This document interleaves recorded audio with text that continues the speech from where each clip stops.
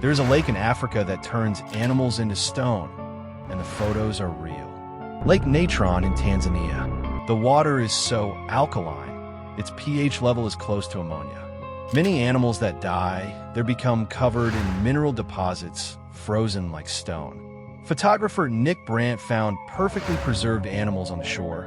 Birds, bats, eagles, all frozen in their last position, like nature's own graveyard.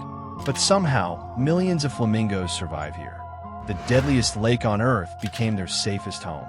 Subscribe for more facts.